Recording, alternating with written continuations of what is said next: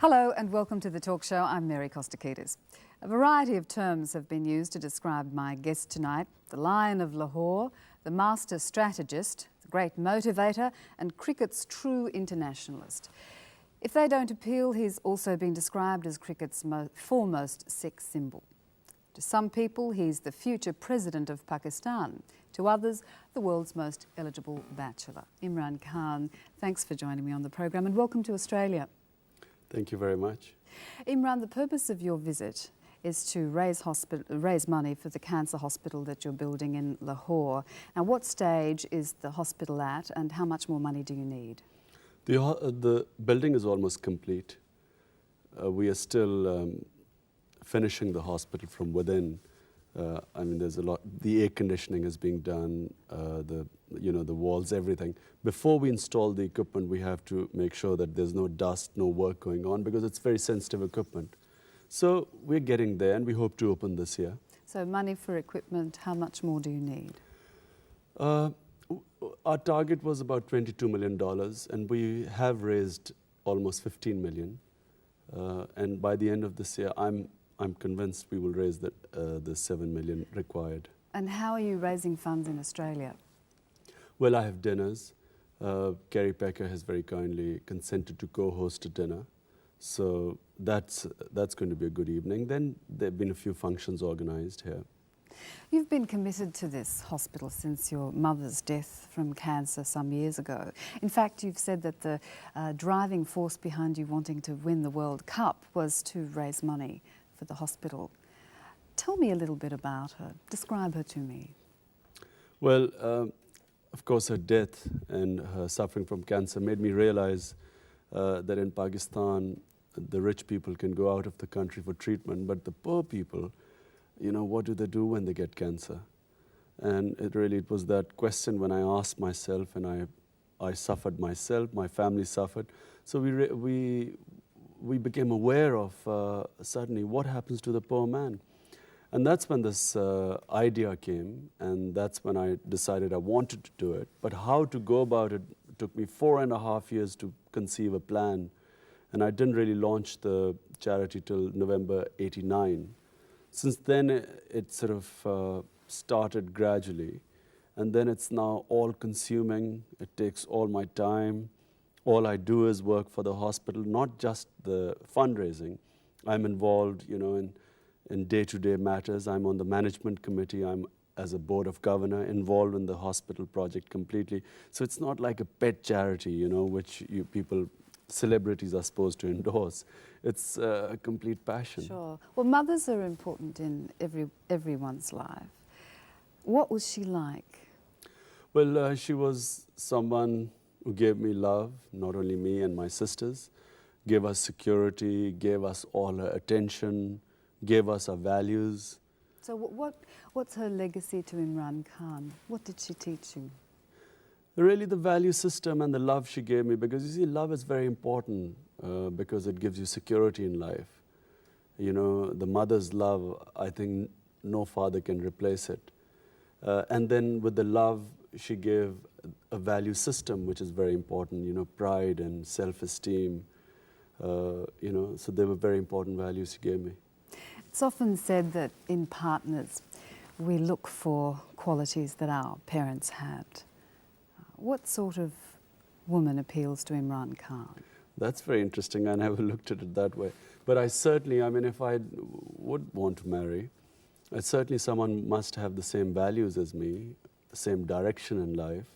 If the other person wants the glamorous or the glittery life, or a life of materialism, then I'm not the right person.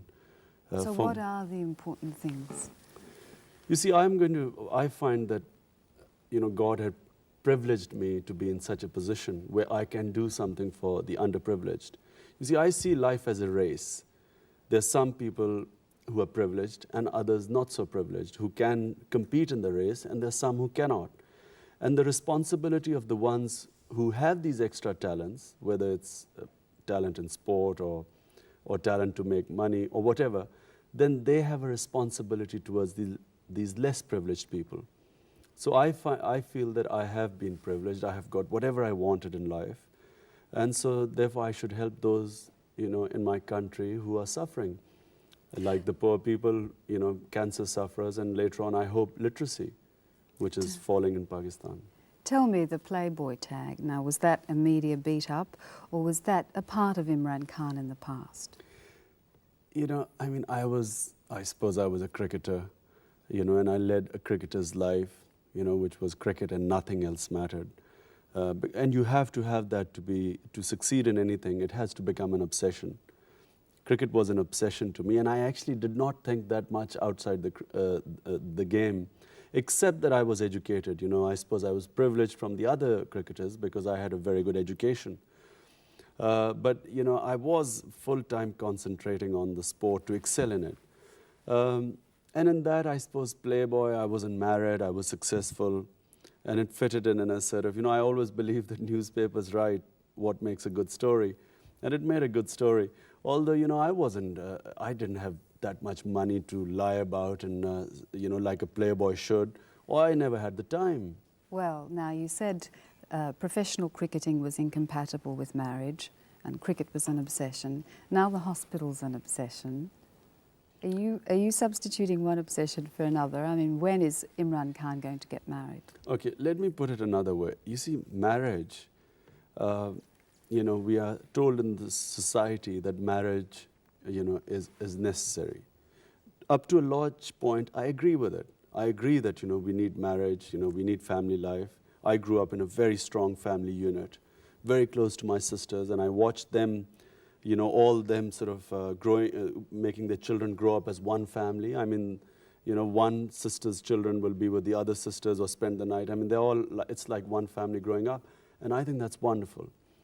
But you see, at the same time, I believe that once you do get married, it's no big deal to get married or have children, but to make a success of your marriage, and certainly to bring up your children as proper human beings, not as an ego, that I've produced these replicas of myself, but to make them grow up as proper human beings is success. That is a successful person or people. And I find that I never had the time, so I mean, if I had the time and if I felt I could devote the time and bring them up as proper human beings, I would get married. But at the moment, it never has been the case. You've said that you admire strength of character in both men and women, and that the trouble with the West is that men and women are in competition and they really should be complementing each other. Now, is this complementing of each other only possible in a rigid social code where roles are clearly defined? Well, I'll give you an example of my sisters. 4 sisters. One is a PhD in economics, works for United Nations. One is a surgeon. One is a master's in business administration, and one is a graduate. Now, the younger 3 are married. Now, what they did was, and that's how I would like to see, if I get married, the woman sort of follow this example, that they first brought up their kids, and whatever work or education they did, they finish it at home. And now one of the sisters, well, her children are old enough, and now she's pursuing her job. So I'm saying that the jobs are flexible, but the roles are clearly defined. First, your responsibilities. I mean, I can't be a mother, just like a woman perhaps can do both roles, but a man can't be a mother. It's a very, very specialized role. We are not equipped for that. So if 2 people are both trying to be fathers, who's going to bring up the children? That's what I mean. How important is religion? You're a devout Muslim. Way of life, I mean, religion is part of my life.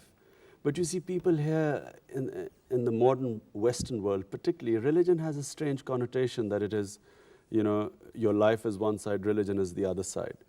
For me, religion and life is one and the same thing.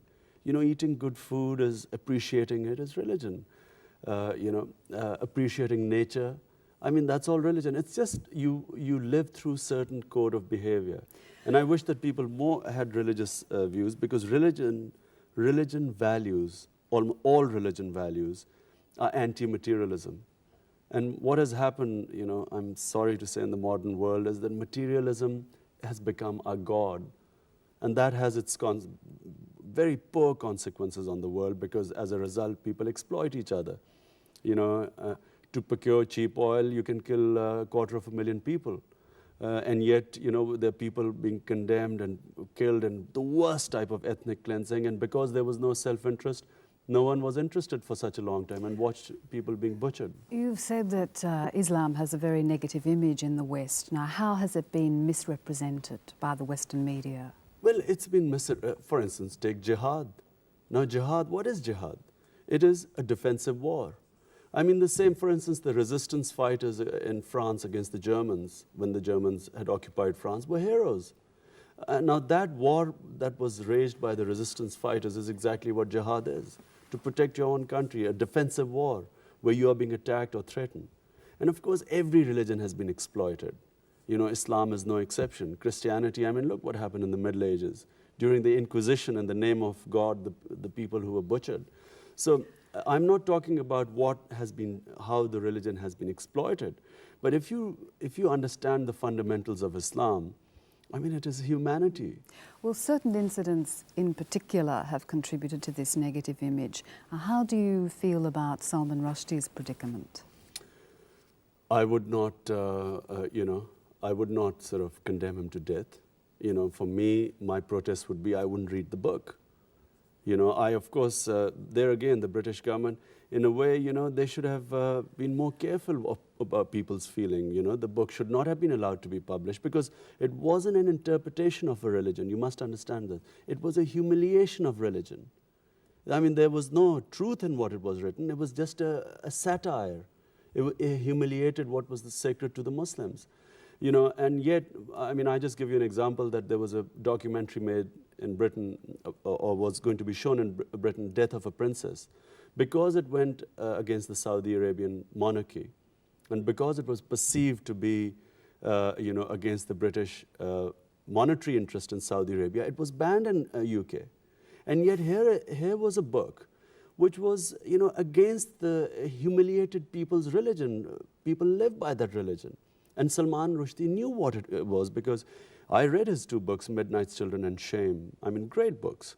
But it shows his depth of understanding of the character of the subcontinent, and certainly the Muslim character. And how he didn't realize the reaction, I don't know. What about the role of women in the Muslim world? Now, a number of prominent Muslim women have spoken out about the oppression of women in the Muslim world. Do you think women are suppressed or oppressed? Women can be suppressed, and women are oppressed, not only in Muslim world, in the Western world too. When a woman bears herself to sell toothpaste in an advert, I mean, it's a suppression of woman. You know, if a woman has to wear mini skirts to show her goods to people, it leads to diseases like anorexia and bulimia, which are unheard of in our part of the world. You know, and certainly in our part of the world, too, women are suppressed in a lot of ways, which is, by the way, not Islamic. You know, for instance, in Saudi Arabia, women are not allowed to drive cars. That's nothing to do with Islam. So you see, you must differentiate what the religion says and what the culture does. They're 2 different things. What about the purdah, the traditional women's dress? Well, you'll be interested to know that the parda came actually from the Christian Byzantine Empire. When Islam got into touch with, touched the Byzantine Empire and the Persian Empire, the nobility of both the empires used to wear veils. In Islam, there was a concept of modesty. There was a concept of, you know, dressing, not showing off your physical attributes. Because then the emphasis changes from a man looking at a woman intellectually or character-wise, which is in fact the real essence of a person. The emphasis shifts to the body, which I completely agree with. But rather than that, you know, I felt that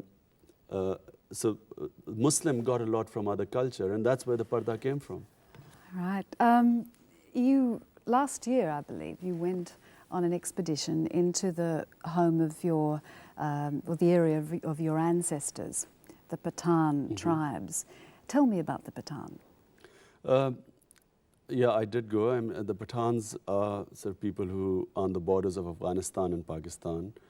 And they're tribal people who live by tribal laws. And a lot of, well, they ruled India for 200 years. There are also a lot of little kingdoms they set up. They became princes. But within their own land, it's a completely democratic system. Yes, So, you say that they have one of the oldest democratic systems now. you see, I had never been to the tribal area. I mean, I was one of the people who, our tribes, our families came long time ago and settled in Punjab. So, you know, it was just by chance I happened to go there. And this is when I had time, you know, I phased out cricket and I had time. So I went there. And you know, what I saw was so refreshing. I mean, apart from this social system of complete democracy, human rights, you know, the sense of honor, the values which were anti-materialism. Apart from that, I think, you know, what was so important for me was that here were a lot of people who were living by this great code of honor. And there were we in Pakistan who had abandoned all sorts of values. I mean, you know, our elite certainly has become as materialistic as anywhere in the Western world. And how much Pathan did you find was in Imran Khan? I suppose, I mean, the competitiveness, you know, that was very much part of the culture there. They compete a lot. They're very, they don't give in very easily. And of course, it is shown in their history. They were never conquered by anyone. The British never conquered them. Before that, the great Mughal Empire, which was partly Turkish, they never conquered them. And the Russians didn't conquer them. I find it curious that for a race of people that were never subjugated by the British, isn't there an irony that they embraced the British sport, which was handed down through the aristocracy of the Indian subcontinent, and embraced it with such fervour? Well, actually, not the Pathans in the tribal area. I mean, they resisted everything British. Up to a point, actually, to their own detriment, they resisted education. But they felt that the British form of education was another way of colonizing them, so they even resisted that. Now, you've mentioned all the positive aspects of their code of honour, but there's also a lot of aggression. Revenge is very important. There is no rape, but it doesn't seem to be any possibility for romance either. And there's a story of the couple that eloped and the price that they had to pay. Yeah, well, the society is very clear about certain things. I mean, they're very hard people. And they're hard because of the environment they live in. Well, let me just sidetrack a little bit. There is no self-pity there. I mean, I found that remarkable. I mean, I was talking to some of the elders who had fought the British. These 80, 90-year-old Pathans who had, you know, before partition had been fighting what they considered a war of independence. And they used to tell us that, you know, there were times when the British troops came, there was very little area which could be farmed. I mean, it's all very rugged country. So the moment the soldiers used to come with, you know, their firepower was so much, they would retreat into the mountains. And then they would destroy the fields and they would destroy the fruit trees and throw salt on their fields. And I said, so how awful, how cruel of them.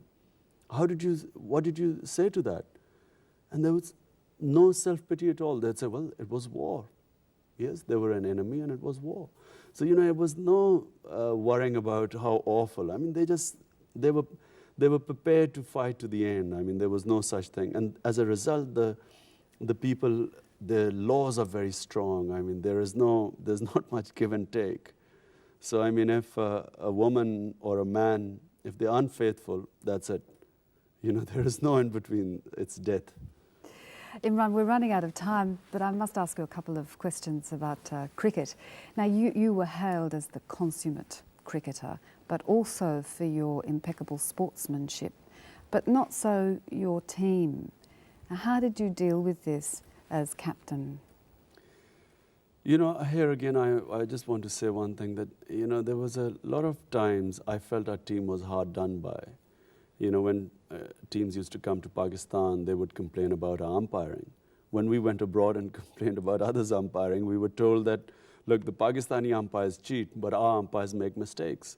And hence, I was one of the leading supporters of neutral umpires because I felt that was the fairest system, which, mercifully, is coming right now into cricket.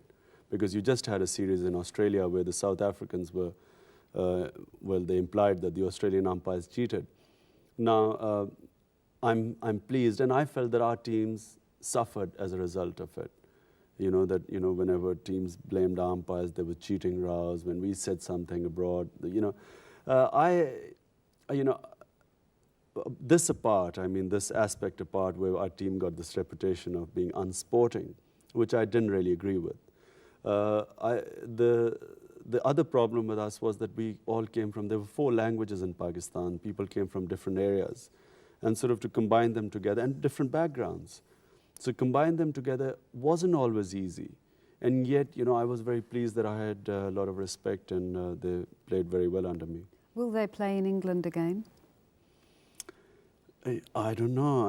I think actually they have announced a series in England, but England is not coming to Pakistan, which I find very strange because you see the tours on reciprocal basis. Pakistan team went to England, they made a profit of about £7 million. And England team was supposed to come to Pakistan so that the Pakistan team could make a profit, the Pakistan Cricket Board. But they are not coming this century to Pakistan. So I don't understand how the Pakistan boards negotiated it. Anyway, I hope that they sort it out. Well, you obviously are in a position to use your influence across a vast range of issues. Now, General Zia invited you to play a role in his government, and you rejected that. Now that your Oxford contemporary is running a democracy, an unstable one at that, are you tempted to support her in her efforts?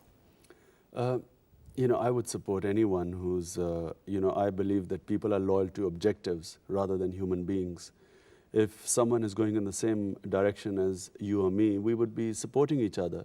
If your direction in life is different, yes, so I won't be supporting you.